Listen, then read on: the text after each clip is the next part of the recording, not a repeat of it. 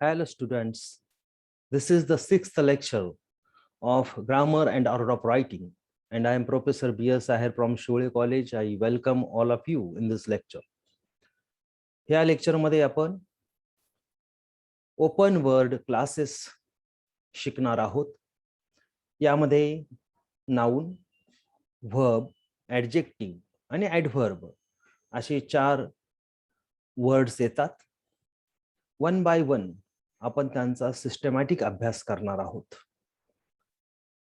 पारंपरिक व्याकरणापेक्षा हा अभ्यास वेगळा असणार आहे. तो आपल्याला सिस्टमॅटिकली कसा करता येईल हे आपण या लेक्चरमध्ये बघणार आहोत. आणि यासाठी आपण ज्या पुस्तकाचा रेफरन्स घेतलेला आहे, ज्या पुस्तकातून आपण हे मटेरियल घेतलेलं आहे, त्याचं नाव तुम्हाला ऑलरेडी माहित आहे, जेफ्री लीच यांचं इंग्लिश ग्रामर फॉर टुडे. तर आपण बघूया की जेफ्री लीच यांनी पारंपरिक व्याकरणाला छेद देत नवीन काय अभ्यासाची पद्धत काढली आहे. तर आपण जाऊया आपल्या स्लाइड शो कडे, जिथे आपल्याला लेक्चरसाठी ह्या स्लाइड शोची मदत होणार आहे. तर आपण प्रत्यक्ष आता लेक्चरला सुरू करूया. आपण ऍक्च्युली वर्ड्स ह्या प्रकरणाला सुरुवात करत आहोत. आपल्या ग्रामरच्या पुस्तकामध्ये हे प्रकरण क्रमांक 3 आहे, पण आपल्या दृष्टीने इथूनच खरा आपला स्टडी सुरू होतो. याच्या अगोदरच्या 2 प्रकरणामध्ये आपण पार्ट्स ऑफ स्पीचचं थोडंसं रिव्हिजन केलेलं आहे, तेही पारंपरिक पद्धतीच्या पार्ट्स ऑफ स्पीचचं. त्या अगोदर ग्रामर म्हणजे काय आणि काय नाही याची ओळख पहिल्या प्रकरणामध्ये आपण करून घेतलेली आहे. दुसऱ्या प्रकरणामध्ये पार्ट्स ऑफ स्पीच याची ओळख करून घेतलेली आहे. आणि तिसरं प्रकरण आपलं वर्ड्स आहेत, यामध्ये आपल्याला सर्व शब्दांचा अभ्यास करायचा आहे. आपण पार्ट्स ऑफ स्पीच मध्ये सर्व वर्डचा डेफिनेशन्स बघितलेल्या होत्या, परंतु जेफ्री लीच यांना असं वाटतं की त्या ज्या डेफिनेशन्स आहेत त्यांच्या काही लिमिटेशन्स आहेत, त्यांच्या काही त्रुटी आहेत.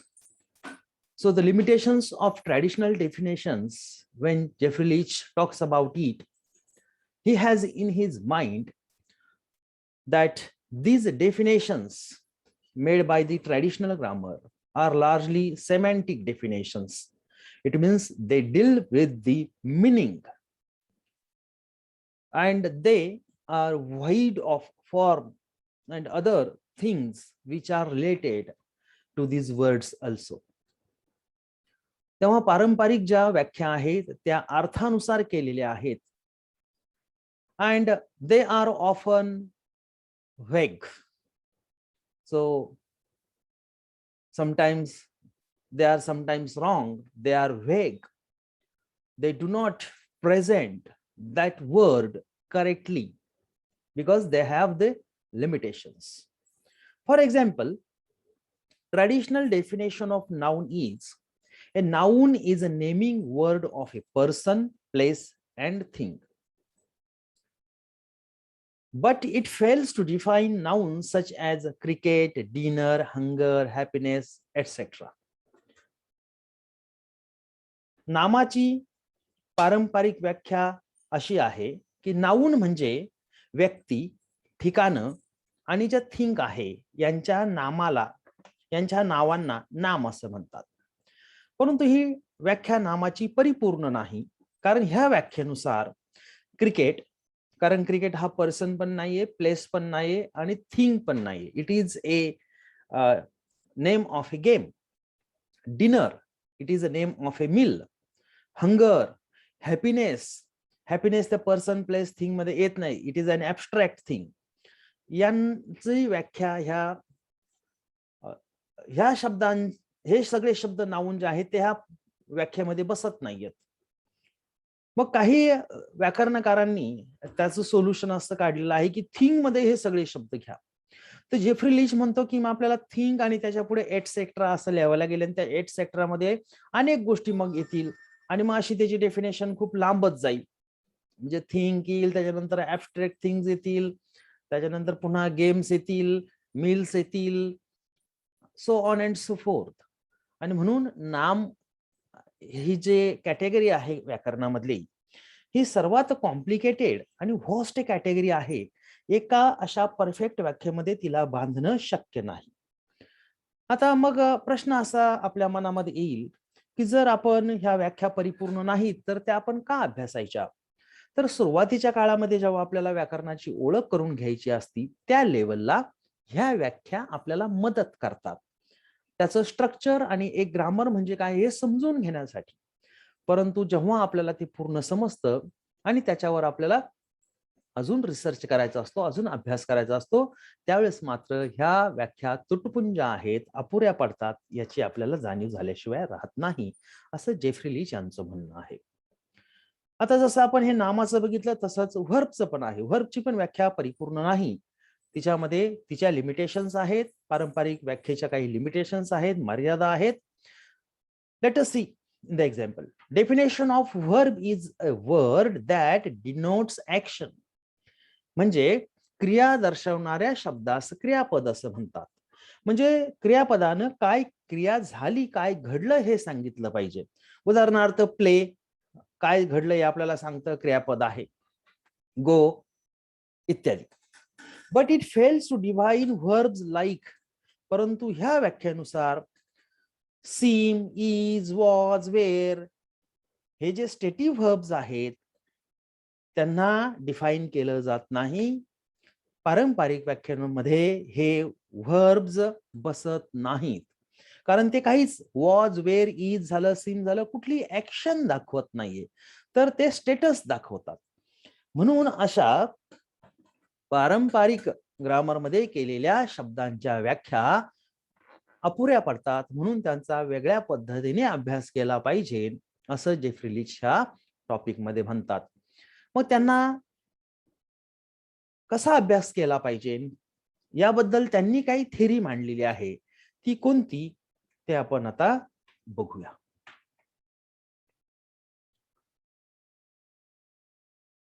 When Jeffrey Lee says that the traditional definition has its limitations, then the question rises in our mind that how to define open classes.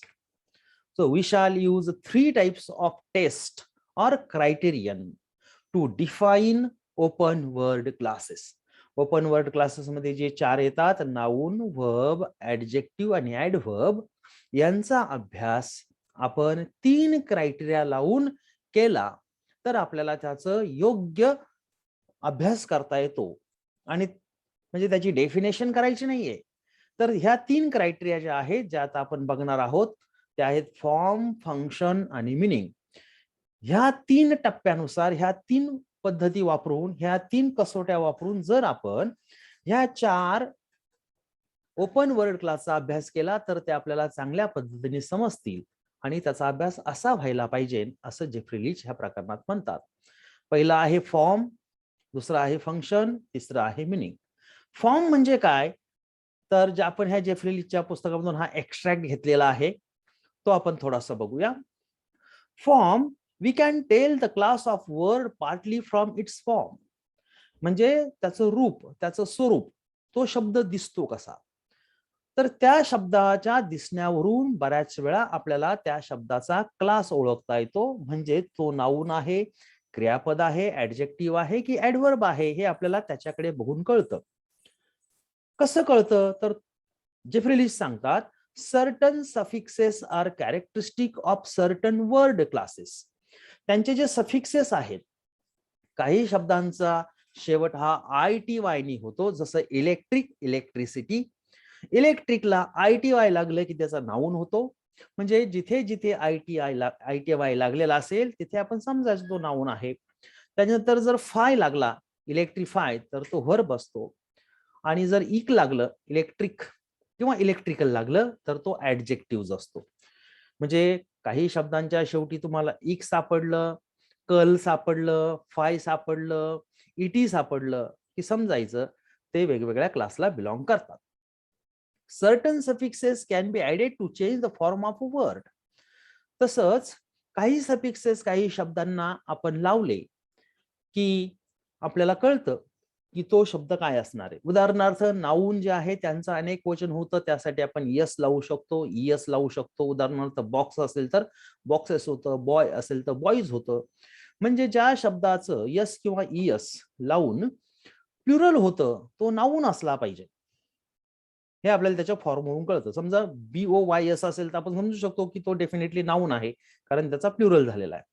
Work आणि वर्कड, वर्कड असेल किंवा वर्किंग असेल तर आपल्याला कळतं तो व्हर्ब आहे, कारण व्हर्बलाच फक्त ING आणि ईडी लागतं किंवा EN लागेल. म्हणजे त्याच्या फॉर्मवरून आपल्याला कळेल की तो व्हर्ब आहे. त्यानंतर ER लागला तर तो ऍडजेक्टिव्ह आहे, जसं टॉल, टॉलर, फास्ट, फास्टर. त्याच्यानंतर स्मार्ट, स्मार्टर असं. These purely grammatical endings are called inflections. आता ह्या सगळ्या ग्रॅमॅटिकल एंडिंग्स आहेत. उदाहरण आता हे जे सफिक्सेस लागलेले आहेत, they do not change the class of the word. म्हणजे वर्क हा व्हर्ब आहे आणि त्याला ईडी लागल्यानंतर तो वर्कड होतो, पण तो व्हर्बच राहतो. म्हणजे ऍडजेक्टिव्हचा तो ऍडव्हर्ब होत नाही, ऍडव्हर्बचा नाऊन होत नाही किंवा नाऊनचा व्हर्ब होत नाही, तर तो त्याच क्लासला बिलॉंग राहतो, तो त्याच क्लासमध्ये राहतो. जसं आपण बघितलं की ब्युटिफुल हा ऍडजेक्टिव्ह आहे, परंतु त्याला जर आपण LY लावला, ब्युटिफुली केलं, तर तो ऍडव्हर्ब बनतो. म्हणजे तो इन्फ्लेक्शनल नाही, तो डेरिव्हेशनल आहे. जो सफिक्स आहे, सफिक्स म्हणजे काय, प्रेफिक्स म्हणजे काय, अफिक्सेशन मध्ये आपण नंतर अभ्यासणार आहोत. तर प्रेफिक्स म्हणजे शब्दाच्या अगोदर येणारा. उदाहरणार्थ एबल असेल तर एनएबल आपण म्हणतो. त्यानंतर लेजिमेट असेल तर इललेजिमेट म्हणतो. त्याच्यानंतर बर्थ असेल तर प्री बर्थ म्हणतो किंवा पोस्ट बर्थ म्हणतो, याला आपण म्हणतो प्रेफिक्सेस. आणि ब्युटी त्याच्यानंतर फुल लावलं, बॉय त्याच्यानंतर यस लावलं, तर त्याला आपण म्हणतो सफिक्सेस. सफिक्सेस म्हणजे शब्दाच्या एंडला येणारे. आणि हे जे एंडला सफिक्सेस येतात हे दोन प्रकारचे असतात. एक तर ते क्लास त्या शब्दाचा बदलू शकतात किंवा बदलत नाही. जे बदलत नाही त्यांना इन्फ्लेक्शनल म्हणतात. म्हणजे आपल्याला बॉयला यस लावला की तो नाऊनच राहतो, वर्कला ईडी लावला काय, ING लावला काय किंवा EN लावला काय, तर तो व्हर्बच राहतो. त्यामुळे आपल्याला आपण 100% सांगू शकतो की तो व्हर्ब आहे. These purely grammatical endings are called inflections compared to some other well-known languages. For example, Latin, German, Russian, French. English has only a few of them. The main ones are yes, yes, plural sati, ed and ing, verb sati, er and est for adjectives and adverbs. In some less regular cases, English words have inflections which involve some other changes in the form of a word. For example, a change of vowel, manचं men होतं, म्हणजे याच्यामध्ये काय झालेलं आहे, फक्त म न आणि मेन, म्हणजे याच्यामध्ये फक्त एक व्हॉवेल जो आहे तो फक्त चेंज झालेला आहे. पहिल्या याच्यामध्ये तो अ आहे आणि दुसऱ्या प्लुरल म्हणजे मॅनचं जेव्हा प्लुरल होतं मेन, तेव्हा फक्त व्हॉवेल अ चा ए बनतो, चा ए बनतो, मॅन म न आणि म ए न. तर असे काय आहेत, उदाहरणार्थ सिंगचं सॅंग होतं, म्हणजे फक्त एक व्हॉवेल बदलला की त्याचं प्लुरल होऊन जातं. काही केसेसमध्ये चाइल्डचं चिल्ड्रन होतं, म्हणजे बरचसं वेगळं. और in the extreme case a complete change in the word. उदाहरणार्थ गोचं कम्प्लीट वेगळं होतं, वेंटचा गोचा तसा काही संबंध दिसत नाही. गुड, बेटर, बेस्ट, जसे आपण फास्ट, फास्टर, फास्टेस्ट म्हणतो, ER आणि EST जोडावं लागतं, पण इथं तो कम्प्लीट वेगळं होतं. गुडचं डायरेक्ट बेटर होतं, बेटरचं बेस्ट होतं. हे त्या त्या लँग्वेज मध्ये असतं. We need to know them and we have to keep it in mind, because nothing is in our hand, we cannot change it. We cannot say that in my mother tongue it happens like that, and English should also follow the same rules. It is not expected. हे झालं फॉर्मच्या संदर्भामध्ये. आता function म्हणजे आपल्याला त्या शब्दाचा form अगोदर बघितला पाहिजे, फॉर्मवरून आपल्याला तो शब्द कळतो. त्याच्यानंतर फंक्शन 2 नंबरला आहे फंक्शन. तर ते शब्द काय फंक्शन करतो हे आपल्याला बघितलं पाहिजे. We can tell the class of a word by the way it behaves, म्हणजे तो शब्द आपण ओळखू शकतो तो काय फंक्शन करतो यावरून. म्हणजे नाउनची आणि वर्बची डेफिनेशन करायची गरज नाही, तर ते काय फंक्शन करतात याच्यावरून आपल्याला ते ओळखता येतात. That is from the function or functions it has in phrases and therefore indirectly in clauses. For example, the cook does not actually cook the meal.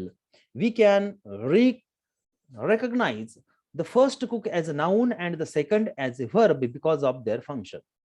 आता इंग्रजीमध्ये वर्क झालं, कुक झालं, असे काही शब्द आहेत, they belong to the two categories. It means there is overlap in these categories. The same word belongs to two categories. एकदा तो नाउन पण आहे आणि तो व्हर्ब पण आहे. मग आता तो नाउन कधी आहे आणि व्हर्ब कधी आहे, तर हा तिथे काय फंक्शन करतो त्या वाक्यामध्ये, त्या फ्रेजमध्ये, यावरून आपल्याला कळतं की तो कुठल्या क्लासला बिलॉंग केलेला आहे. इथं व्याख्या काहीच कामाला येणार नाही, कारण दोन्ही कुक आपण एकतर त्यांना नाउन म्हणू किंवा त्यांना व्हर्ब म्हणू. एक नाउन आणि एक व्हर्ब असं डिफरन्शिएट आपल्याला ट्रेडिशनल ग्रामरच्या व्याख्येने करता येणार नाही. त्यासाठी आपल्याला हाच क्रायटेरिया यूज केला पाहिजे की तो वर्ड त्या पर्टिक्युलर सिच्युएशन मध्ये काय फंक्शन करतो, and then it will be decided that to which class it belongs. And the third one is meaning. मग आता त्या शब्दाचा meaning बघायचा आहे. This is supportive criterion. आता हा supportive criterion is not a main criterion. We cannot depend totally on the meaning of the word. In that, if we learn to recognize certain semantic types of word, that is word types classified according to meaning, such as action verbs, state verbs, abstract nouns, etc. This will help you to check the purely grammatical criteria, those of form and function. हा आपल्याला support करणार आहे form and function त्या ओळखण्यासाठी. As I told you that we cannot totally depend on the meaning to identify the class of the word. आता याची hierarchy कशी आहे, म्हणजे कशाला अधिक महत्व आहे, तर फंक्शन सगळ्यात महत्वाचं आहे. Function is most important, form is next most important and meaning is list important. म्हणून आपल्याला आता वर्ड्स, ओपन वर्ड्स मध्ये प्रथम आपण नाउनचा अभ्यास करणार आहे. त्या नाउनचं पहिलं आपण फंक्शन बघणार आहे, मग फॉर्म आणि मग मिनिंग. असं चारही ओपन वर्ड क्लासचा आपण ह्या थेरीने, ह्या सिस्टमॅटिक वेने अभ्यास करणार आहे. आणि तेव्हाच आपल्याला 100% सांगता येईल की तो शब्द कुठल्या क्लासला बिलॉंग करतो. तो नाउन आहे की ऍडजेक्टिव्ह आहे की ऍडव्हर्ब आहे की अजून कुठला क्लास आहे.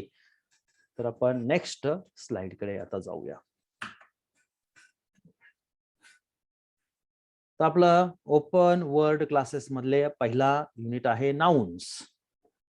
त्याचा आपण आता अभ्यास करू. सगळ्यात आपण बघू त्याचं फंक्शन काय आहे.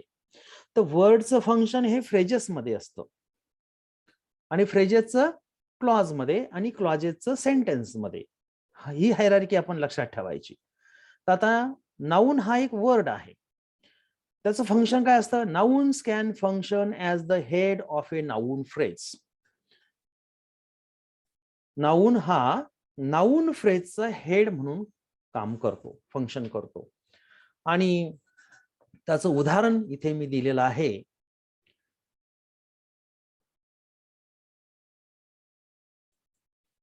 For example dog. डॉग जो आहे तो आपल्याकडे नाउन आहे आणि त्यापासून नाउन फ्रेज तयार झाली आणि तोनी इथे हेडचं फंक्शन केलेलं आहे. हे हेडचं फंक्शन केलेलं आहे. इथे जे आहे तो नाउन फ्रेज आहे. म्हणजे नाउन्स जर एखाद्या शब्दाने नाउन फ्रेज मध्ये हेडचं फंक्शन केलं तर आपण त्याला नाउन आहे असं म्हणू शकतो. नंतर फॉर्म. नाउनचा फॉर्म कसा असतो, दिसायला कसा असतो ते आपण बघूया. Many nouns have characteristic suffixes. जसं ER आहे सिंगर मध्ये, म्हणजे ER आलं की आपल्याला कळू शकतं शब्दाच्या शेवटी जर ER आलं तर आपण समजायचं की तो नाउन असणार. त्याच्यानंतर इस्ट, जसं हिप्नॉटिस्ट इथे आहे. इझम क्लासिसिझम आहे. स्टेशन जसं इथे शन स्टेशन मध्ये आहे. इटी डिव्हिनिटी, हुड चाइल्डहुड, नेस गुडनेस, नेस हुड इटी शन इझम इस्ट आणि एर हे जे सफिक्सेस आहे हे नाऊनला लागतात. जर तुमच्या समोर शब्द असेल आणि समजा आपण ट्रॅडिशनल डेफिनेशनच्या बरोबर जायचं ठरवलं तर असे काही शब्द असतात की त्याचा आपल्याला अर्थच माहित नसतो. मग ते व्यक्तीचं नाव आहे की वस्तूचं नाव आहे का कशाचं नाव आहे हे आपल्याला माहित नसतं. मग आपण ओळखणार कसं? आता समजा मी तुम्हाला म्हटलं की उंबॅट्स, उंबॅटचा अर्थ डेफिनेटली तुम्हाला माहित नाही. मग कसं ओळखणार हा व्हर्ब आहे की काय आहे? तर आपल्याला ओळखता येणार नाही. परंतु हा जर क्रायटेरिया आपण वापरला फॉर्मचा की बॅट्स आहे, त्याचा शेवट यसनी होतो म्हणजे पहिलं उंबॅट असलं पाहिजे आणि त्याचा प्लुरल उंबॅट झालेला असला पाहिजे म्हणजे तो नाऊन आहे. त्यासाठी हे क्रायटेरिया महत्वाचे. दुसरं त्याचा कॅरेक्टरिस्टिक्स काय? Nouns have numbers. नाऊन जे असतात त्यांना वचन असतं. वचन मराठीमध्ये एक वचन आणि अनेक वचन. तसं इंग्रजीमध्येही वचन आहे, एक वचन आणि अनेक वचन. इथं वचन म्हणजे ही व्याकरणातली कन्सेप्ट टर्म आहे.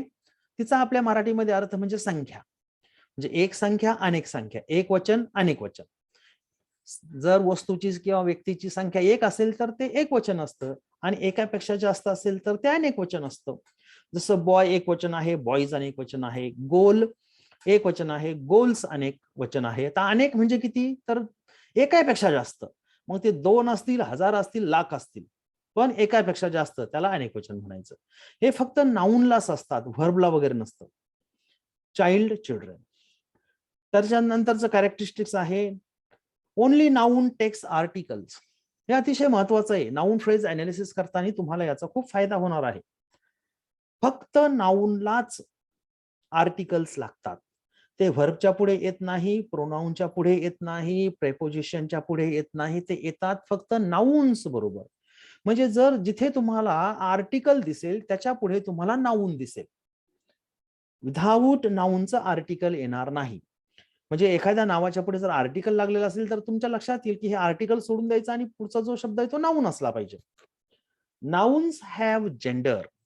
नामांना लिंग असतं. आपल्याकडे मराठीमध्ये 3 लिंग आहेत. स्त्रीलिंग, पुल्लिंग आणि नपुंसकलिंग. इंग्रजीमध्ये 4 आहे. ते आहेत मॅस्क्युलाइन, फेमिनाइन, न्यूटर अँड कॉमन. तर नामांना जेंडर असतं म्हणजे ते मेल मधून फिमेल मध्ये आपण त्याला कन्व्हर्ट करू शकतो. जसं मॅनचं वुमन होतं, बॉयचं गर्ल होतं, हॉर्सचं मेर होतं. जर एखादा शब्द असा असेल की तुम्हाला त्याचं नेमकं फॉर्म क्लास ओळखता येत नाहीये, त्याचा वर्ड क्लास ओळखता येत नाही, परंतु त्याचं तुम्हाला त्याला जेंडर अप्लाय करू शकता, तुम्ही मेलचं फिमेल करू शकता, तर समजून घ्यायचं की तो नाऊन असला पाहिजे. आणि त्यानंतरचा अजून फॉर्म मधला एक क्रायटेरिया ज्याच्यामुळे तुम्ही ओळखू शकता तो नाऊन आहे म्हणून. नाउन्स हॅव केस. केस म्हणजे विभक्तीचे प्रत्यय. हे आपल्याकडे 3 आहेत विभक्तीचे प्रत्यय. एक आहे सब्जेक्टिव्ह और नॉमिनेटिव्ह केस. याच्यामध्ये काय असतं तर नाऊन हा सब्जेक्टचं फंक्शन करतो. The boy ate an apple. हा जो बॉय आहे हा ह्या पूर्ण वाक्याचा सब्जेक्ट आहे.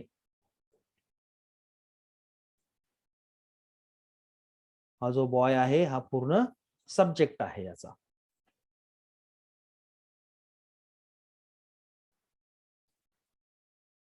त्यानंतर आपण बघूया त्याची दुसरी केस, ऑब्जेक्टिव्ह केस. इथे नाऊन हा ऑब्जेक्टचं फंक्शन करतो, त्याला अक्युझेटिव्ह केस असंही म्हणतात. जसं राज थ्रीव द बॉल. आपण इथे मुद्दाम बॉल घेतलेला आहे, हा बॉय आहे हा बॉल आहे, त्यांनी काही फरक पडत नाही. म्हणजे आपण एकाच वाक्यामध्ये 2 नाऊन, एक सब्जेक्ट म्हणून एक ऑब्जेक्ट म्हणून वापरू शकतो.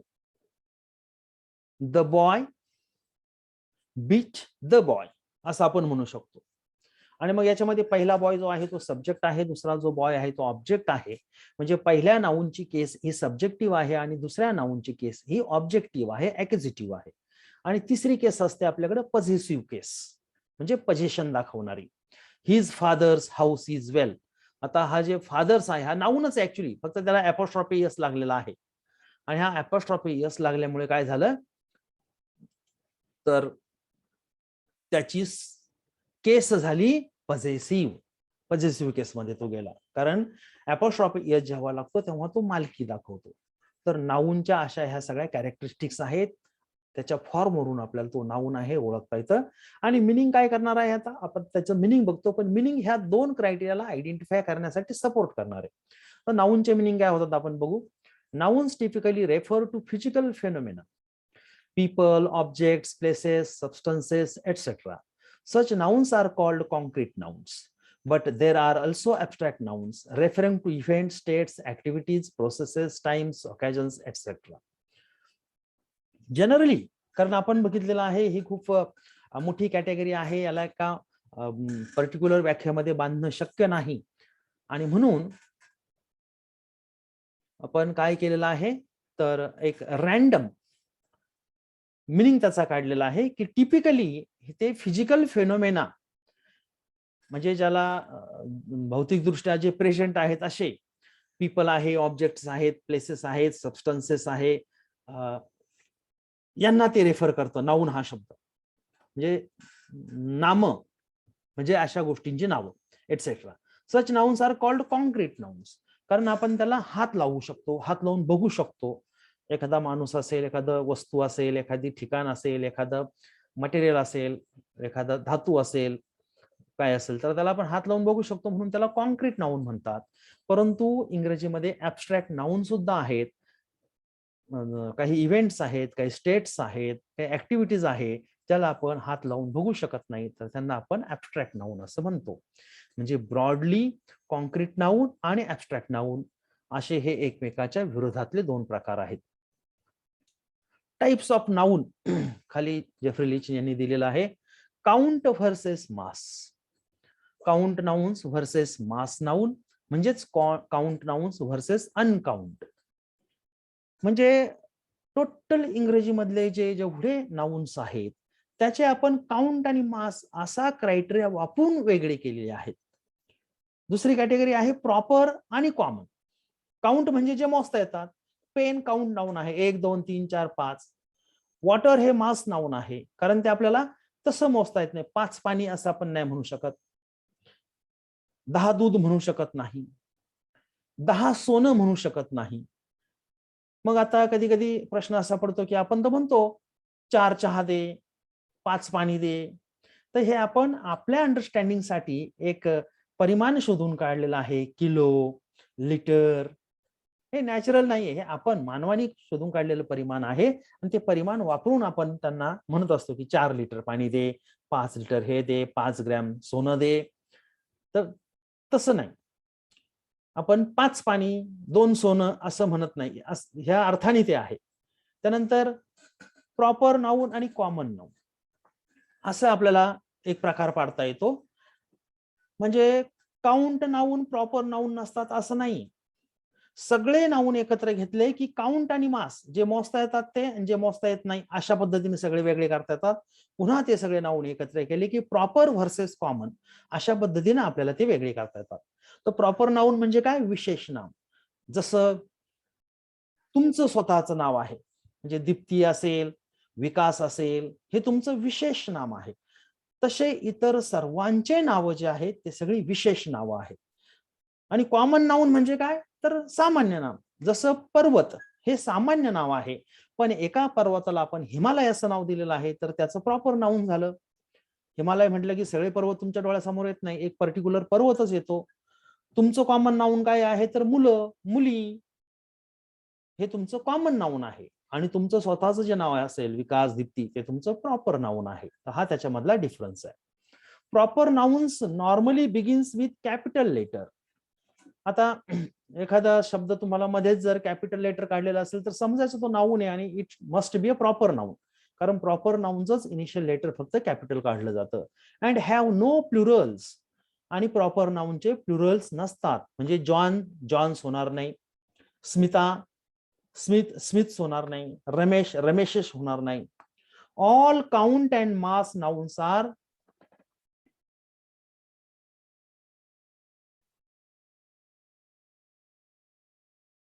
Count nouns. इथे आपल्याला असं पाहिजे होतं की all proper and common nouns are count nouns. Proper आणि कॉमन हे दोन्हीही काउंट नाउन आहेत. त्यानंतर collective noun, they are generally count nouns. Collective noun सुद्धा काउंट नाउनच आहेत. म्हणजे आपल्याला काउंट नाउन मध्ये प्रॉपर नाउन, कॉमन नाउन आणि कलेक्टिव्ह नाउन असे 3 येतील आणि उरलेले सगळे ऍब्स्ट्रॅक्ट नाउन म्हणजे मास नाउन मध्ये जातील. They are generally count nouns, but even in a singular they refer to groups of people, animals or things. जसं गॅलेक्सी, पीपल, टीम, हर्ड. म्हणजे एक तारा असेल तर आपण गॅलेक्सी म्हणू शकत नाही, एकटा व्यक्ती असेल तर आपण म्हणू शकत नाही पीपल, एक खेळाडू असेल तर आपण टीम म्हणू शकत नाही, आणि एक प्राणी असेल तर आपण हर्ड म्हणू शकत नाही. कारण हे नावं नेहमी ग्रुपला उद्देशून दिलेले असतात आणि ग्रुपला उद्देशून दिलेले असले तरी सुद्धा ते स्वतः सिंग्युलर आहेत. म्हणजे पीपलचं अनेक वचन होत नाही, टीमचं अनेक वचन होऊ शकतं. आपण 10-12 टीम्स असतील तर म्हणू ना, there were 10 teams present for the inauguration ceremony.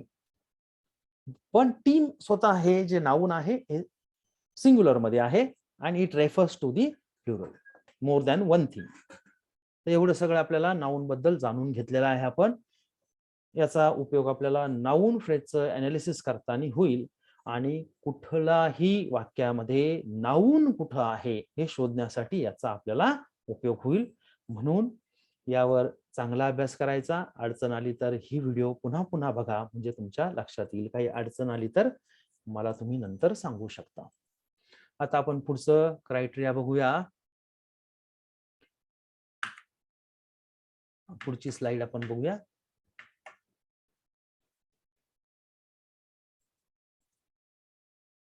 ते आहे व्हर्ब.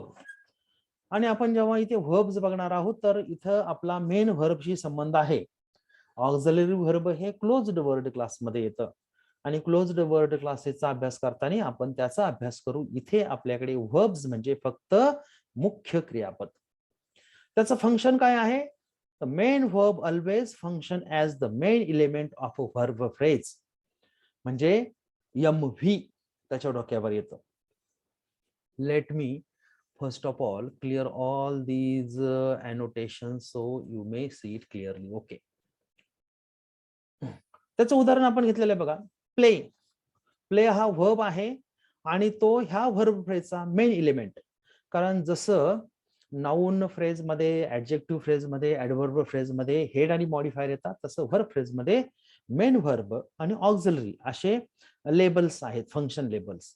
तर इथे बघा आपण ह्या एक्झाम्पल मध्ये दिलेला आहे की प्ले हा जो शब्द आहे इथे आपल्याला व्हर्ब म्हणायचा आहे कारण तो व्हर्ब आहे.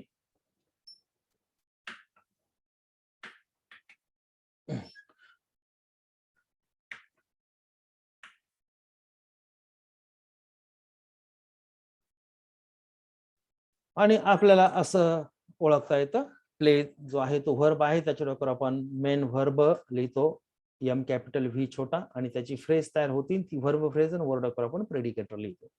इथे आपण ऑक्झिलरी आणि मेन व्हर्बचं दोघांचे उदाहरण दिलेले हॅड गॉन असं. याच्यामध्ये गॉन जो आहे तो मेन व्हर्ब आहे आणि हॅड जो आहे तो ऑक्झिलरी आहे. हॅडला छोटा व्ही दिलेला आहे कारण तो क्लोज्ड वर्ड क्लास आहे आणि गॉनला मोठा व्ही दिलेला आहे कारण तो ओपन वर्ड क्लास मध्ये येतो, म्हणजे मेन व्हर्ब जो आता आपण बघत आहे. तर असं फंक्शन, व्हर्बचं फंक्शन काय आहे तर मेन व्हर्ब म्हणून तो व्हर्ब फ्रेज मध्ये फंक्शन करतो. दुसरा त्याचा फॉर्म, तो दिसायला कसा दिसतो तर each verb has up to 5 forms. प्रत्येक क्रियापदाला 5 रूपे असतात. आता हे थोडस कन्फ्युजिंग आहे कारण ग्रामरचं कुठलंही पुस्तक आपण बघितलं की त्याच्यामध्ये क्रियापदाचे 3च रूप दिलेले असतात, कुठंच 5 रूप दिलेले नसतात. म्हणजे आस्क असेल, आस्क्ड असेल आणि आस्क्ड असेल. म्हणजे काय असतं त्याच्यामध्ये बेस फॉर्म असतो, पास्ट फॉर्म आणि पास्ट पार्टिसिपल किंवा पास्ट ऑफ द पास्ट असे 3च रूप आपल्याला दिलेले जातात. इथे तर 5 लिहिलेले आहेत. एक आहे व्हीओ म्हणजे बेस फॉर्म, व्हीडी म्हणजे पास्ट, व्हीईएन म्हणजे पास्ट पार्टिसिपल, VS म्हणजे क्रियापदाचा यस फॉर्म आणि VING म्हणजे व्हर्बचा ING फॉर्म. असे 5 फॉर्म दिलेले आहेत. उदाहरणार्थ आस्क, आस्क्ड, आस्क्ड, आस्क्स आणि आस्किंग. तर ग्रामरच्या कुठल्याही व्याकरणाच्या पुस्तकामध्ये क्रियापदाचे 3च रूपे दिलेली असतात. आता हे 3 रूप का दिलेले असतात आणि ते आपण लक्षात ठेवणं का गरजेचं आहे, ते वाचणं का गरजेचं आहे, कारण काही फॉर्म्स हे वर्ब्स फॉर्म इंग्रजीचे इररेग्युलर आहेत. रेग्युलर म्हणजे काय, तर ज्याचा पास्ट फॉर्म आणि पास्ट पार्टिसिपल फॉर्म हे आयडेंटिकल असतात, सारखे असतात, त्यांना आपण रेग्युलर वर्ब म्हणतो. आणि ज्यांचे नसतात त्यांना आपण इररेग्युलर वर्ब म्हणतो. तर इररेग्युलर वर्ब जे आहेत साधारण इंग्रजीमध्ये 200 आहेत ते, आणि त्याचे 3 टाइप्स पडतात. एक पुट टाइप म्हणतो आपण, दुसरं राईट टाइप आणि तिसरं लर्न टाइप. आता हे 3 टाइप त्याला का म्हणायचं, कारण पुट टाइप मध्ये बेस फॉर्म, त्याच्यानंतर भूतकाळी रूप आणि भूतकाळी रूप सारखे असतात. Put put put, cut cut cut, broadcast broadcast broadcast, असं shut shut shut. Write type मध्ये काय असतं, तर त्याचा भूतकाळ वेगळा असतो आणि भूतकाळ पण वेगळा असतो. म्हणजे राईट, रोट, रिटर्न तिघं वेगवेगळे आहेत. आस्क मध्ये काय आहे, पास्ट फॉर्म आणि VN फॉर्म हे आयडेंटिकल आहे, सेम आहे. म्हणजे याच्यामध्ये 2 सारखे आहेत, एक वेगळा आहे म्हणून त्याला रेग्युलर म्हणतो. इरेग्युलर मध्ये पुढचे 3ही वेगळे आहेत, 3ही सेम आहेत, आयडेंटिकल आहेत. राईट मध्ये तिघं वेगळे आहेत. आणि लर्न हे एक टाइपचं इरेग्युलर व्हर्ब आहे. असे काही व्हर्ब आहेत ज्याच्यामध्ये 2 भूतकाळ आणि 2 VN फॉर्म असतात. आपल्याला पाहिजे तो आपण वापरू शकतो. उदाहरणार्थ लर्नचा पास्ट फॉर्म हा लर्नेड पण होतो आणि लर्न्ड पण होतो, आणि तसंच त्याचा VN फॉर्म लर्नेड आणि लर्न्ड होतो. म्हणजे आपण लर्न, लर्न्ड, लर्न्ड वापरू शकतो, किंवा लर्न, लर्नेड, लर्नेड वापरू शकतो, किंवा लर्न, लर्नेड, लर्न्ड असं वापरू शकतो. म्हणून त्याची वेगळी कॅटेगरी केलेली आहेत. आणि त्यानंतर आपले जे पुढं VS आणि VING फॉर्म आहेत, हे कुठल्याच ग्रामरच्या पुस्तकामध्ये दिलेले नसतात, कारण ते फॉर्म करणं खूप सोपं असतं. कुठल्याही बेस फॉर्मला यस लावला की त्याचा VS फॉर्म तयार होतो, आणि त्याला ING लावला की त्याचा ING फॉर्म तयार होतो. आता क्रियापदाला हे 5 फॉर्म्स का असतात, त्याचं कारण काय, तर आपण 1 बाय 1 बघू. आपल्याला बेस फॉर्म आणि यस फॉर्म हे कुठं उपयोगी पडतात, तर जेव्हा साध्या वर्तमान काळामध्ये कर्ता हा तृतीय पुरुषी एकवचनी असेल, तेव्हा आपण क्रियापदाला यस लावतो. म्हणजे काय होतं, ही आस्क्स होतं आणि दे आस्क होतं. म्हणजे आपल्याला दोन्ही ठिकाणी क्रियापद लागणारच आहे, दोन्ही फॉर्मचे. आता समजा आपण इथे असं म्हटलं की दे आस्क, तर आपल्याला आस्क क्रियापद लागणार आहे, कारण जिथं जिथं कर्ता हा अनेक वचनी असेल तिथे आपल्याला फक्त आस्क लागतो. आणि ही जो आहे हा कर्ता, या वाक्यामधला हा कर्ता आहे आणि तो एक वचनी आहे, ही म्हणजे एकटा माणूस, तर तिथे आपल्याला काय लागेल, आस्क असं लागतं. म्हणून आपल्याला हे दोन्ही फॉर्म माहित पाहिजे. इथे क्रियापदाला यस लागला म्हणजे हा VS फॉर्म आहे, क्रियापदाचा हा VS फॉर्म आहे. आणि हा कोणता आहे, तर हा VO आहे, म्हणजे बेस फॉर्म. म्हणजे आपण 2 प्रकारचे क्रियापद कुठे लागतात ते बघितलं. दोन्ही वर्तमान काळात लागतं आपल्याला. हा वर्तमान काळात लागतो, हा वर्तमान काळात लागतो. हा क्रियापद जर अनेक वचनी असेल लागतो, हा क्रियापद जर एक वचनी असेल तर लागतो. त्यानंतर आपल्याला पास्ट फॉर्म कधी लागतो, जेव्हा आपल्याला क्रियापदाचं भूतकाळ करायचं असतो. म्हणजे भूतकाळातल्या गोष्टी जर सांगायच्या असेल तर आपल्याला भूतकाळ लागतं. म्हणजे आपण ही आस्क्ड असं पण म्हणतो, म्हणजे त्याने विचारले. ही आस्क म्हणजे तो विचारतोय वर्तमान काळामध्ये, ही आस्क्ड म्हणजे त्याने विचारले भूतकाळात. क्रिया भूतकाळात घडलेली आहे. मग भूतकाळ म्हणजे काय, तर काल म्हटला होता की परवा म्हटला होता की 3 वर्षापूर्वी म्हटला होता. तर आपण ज्या क्षणी बोलतो त्याच्या अगोदरचा क्षणपासून भूतकाळ सुरू होतो आणि तो किती मागे जाऊ असू शकतो. विचारलं म्हणजे कधी विचारलेलं असू शकतं. मग आपण पुढं अधिकची माहिती देऊ शकतो. ही आस्क्ड मी यस्टरडे, मग आपल्याला कळतं हा भूतकाळ यस्टरडेचा आहे. He asked me before 3 months, मग आपल्याला कळतं की 3 महिन्यापूर्वीचा भूतकाळ आहे. तर भूतकाळ म्हणजे असं. त्यानंतर म्हणजे आपल्याला हा ईडी फॉर्म कशासाठी लागतो, तर भूतकाळ करण्यासाठी. आपल्याला ईएन फॉर्म कशासाठी लागतो? Past participle. तर आपल्याला क्रिया पूर्ण झालेली आहे हे दाखवण्यासाठी वर्तमान काळातही आणि भूतकाळातही आपल्याला क्रिया पूर्ण झालेली आहे, परफेक्ट झालेली आहे, ती आता चालू नाही हे दाखवण्यासाठी आपल्याला क्रियापदाचा तिसरा फॉर्म लागतो. म्हणजे आपण असं म्हणतो he has asked. He has किंवा हॅड त्याने आपल्याला काय फरक पडत नाही. हॅज म्हटलं तर वर्तमानात काळ जाईल, हॅड म्हटलं तर भूतकाळात जाईल. आस्क्ड म्हणजे त्याने विचारले आहे. ही हॅज आस्क्ड म्हणजे त्याने विचारले आहे. ही आस्क्ड म्हणजे त्याने विचारले. ही हॅज आस्क्ड म्हणजे क्रिया पूर्ण झालेली त्याची विचारण्याची. हॅड जर असेल तर ही हॅड आस्क्ड म्हणजे त्याने विचारले होते भूतकाळात. हॅज आस्क्ड म्हणजे थोड्या वेळापूर्वी. He has asked. तर त्यासाठी आपल्याला काय लागतो? हा क्रियापदाचा तिसरा रूप लागतो. आता आस्क ह्या वर्ब मध्ये ईडी फॉर्म आणि ईएन फॉर्म आयडेंटिकल आहे म्हणून तुम्हाला इथे जाणवत नसेल, पण आपण समजा राईट जर वापरला तर आपल्याला असं म्हणावं लागेल he has written. He had written म्हणजे आपल्याला हा लागेल. ही हॅड रोट आपल्याला म्हणता येणार नाही. ही हॅड राईट म्हणता येणार नाही. ही हॅड राईट्स पण म्हणता येणार नाही आणि ही हॅड रायटिंग पण म्हणता येणार नाही. इथं आपल्याला रिटर्न म्हणावं लागेल म्हणजे क्रियापदाचं तिसरंच रूप वापरावं लागतं. म्हणून हे क्रियापदाचं तिसरं रूप आहे. आणि आयएनजी रूप आपण कशासाठी वापरतो? तर कंटिन्युअस टेन्स करण्यासाठी. म्हणजे क्रिया चालू आहे, ती कधीतरी मागे सुरू झालेली आहे, कधी म्हणजे 10 वर्षापूर्वी असेल, 2 पिढ्यांपासून असेल किंवा जस्ट 2 सेकंदापूर्वी असेल. परंतु आपण जेव्हा बोलतो तेव्हा ती संपलेली नसते, ती चालूच असते. हे इंडिकेट करण्यासाठी हा भविष्य